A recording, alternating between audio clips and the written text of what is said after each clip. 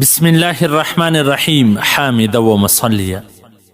محترمینو یو محترم ورور دا پوښتنه کړې ده چې دا ځینې خلک په لمنځو باندې پسخان وایي، مثلا ویډیو جوړ کړي، فیسبوک ته ورکړي یا بل ځای ته ورکړي، جمع ودروي، غلط الفاظ وایي یا داسې په لمانځه کې غورځي راغورځي، په لمانځه باندې پسخان وایي. دا خلکو د څه حکم دی په شریعت کې؟ خیر الفتاوا جلد مراول صفحه نمبر 202 هغه لیکلی دي چې لمونځ د شاعر اسلام څخه دی. د لمانځه سره پسخن او استهزاء کول والا به د ایمان هم تجدید کوي، د نکاح به هم تجدید کوي، یعنی ایمان به هم برته راوړي او نکاح به هم برته تړي.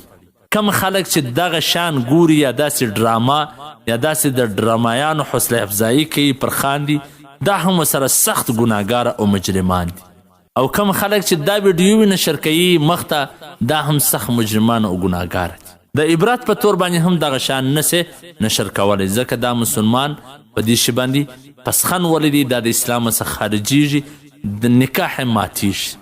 باید محترمینو د شاعر اسلام سره څوک مذاق، پسخن، استهزاء ونه کړي. ښه اعمال به کړي وي، ایمان به د لاسه ورکړي، نکاح به د لاسه ورکړي. دا د پسخن او د مذاق شان نه دي. ښه په خلوص سره باید دا خبره ومنل سي او دا هر مسلمان ته ورسول سي چې کم خلک یا دا ویډیو نشروي یا داسې پسخندیانو باندې خاندي، لمانځه کې خبرې غلطي خبرې کوي، بیا وایي الله اکبر، یا پکې غورځي راغورځي پسخن وایي، د دغسې خلکو سخته حوصله شکني وکړي او په سختي سره د غندنه وکول سي. والسلام. ستاسو د دیني او شرعي پوښتنو جوابونکی مولوي عبدالرحمن سمیم صاحب.